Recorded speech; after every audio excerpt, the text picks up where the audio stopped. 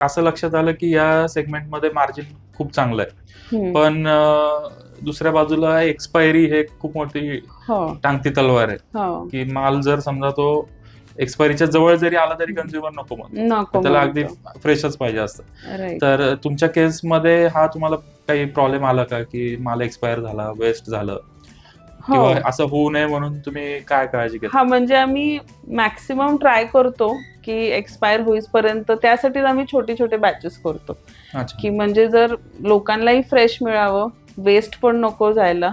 त्यामुळे आम्ही म्हणजे आतापर्यंत तरी मला टचवूड असा एक्सपिरियन्स नाही आला की एक्सपायर झालंय प्रोडक्ट आणि आता ह्याचं काय करायचं. त्यामुळे कांदा लसूण तिखटची एक्सपायरी आपली 12 महिने आहे. ओके. हा फ्रोझन प्रोडक्ट असल्यामुळे थोडं हे होतं, इश्यू होतो.